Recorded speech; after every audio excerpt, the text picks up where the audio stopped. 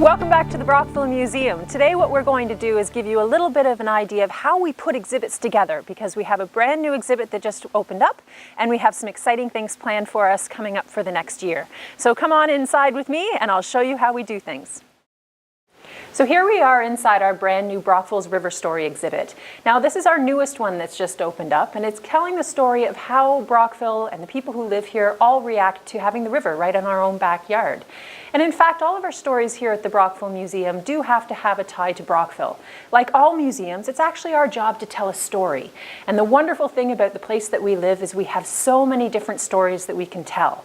So how do we figure out which ones are going to become part of an exhibit? How do we put those stories together in a way that visitors that come from here, as well as those that are visiting from out of town, can put this together in a meaningful way?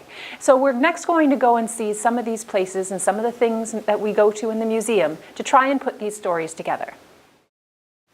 So if the job of every museum is to tell a story, the one that we tell here at the Brockville Museum is looking at the people, whether those be the folks who made a lot of money in manufacturing, folks who became important historical figures, or the regular everyday people who call this place home. We have a lot of different stories that we can draw from. So when we're putting together an exhibit, we have to pull these things together, figure out what we can tell, how we're going to tell it, and make sure that we have as much information as possible and that we are historically correct. So around me right here is actually my favorite room in the museum. This is our three-dimensional storage area. And so when we're putting together an exhibit, we go through and find out whether or not we have any artifacts that can help us to tell that story. Maybe it's something that belonged to the person that we're talking about, or has a connection to the business that we're going to be putting a display together about. But either way, when it comes to putting together stories in an exhibit at a museum, the artifacts are our favorite piece to put together. Sometimes it can be tough though. Sometimes we don't have exactly what it is that we're looking for, and often you will see us put out a call on our Facebook page looking for more information, photographs, or maybe artifacts that might go along with the next exhibit that's coming up. Once we've done that, there's a whole lot of research that needs to be done, some editing to some of our panels that we're going to get printed later on before we finally get to put it into the room, and that's where we're going next.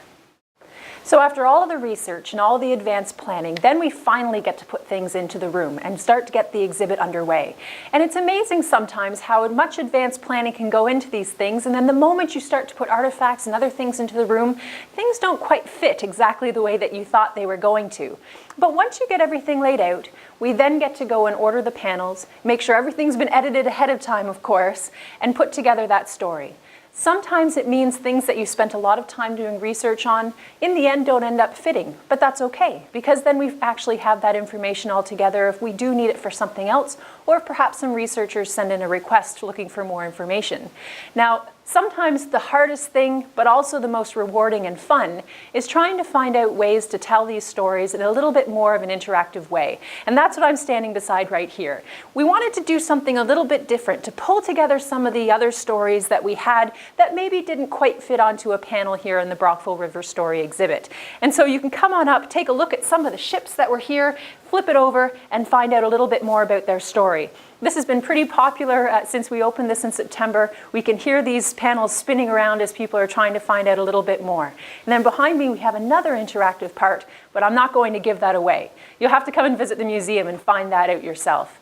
The wonderful thing about our town is we have many, many stories that we can draw from, and because of that, our exhibits are constantly changing. We don't always get a chance to do an entire room like we saw here, but we do have smaller exhibits that are changing throughout the year. Our stories are always changing, and so are our exhibits.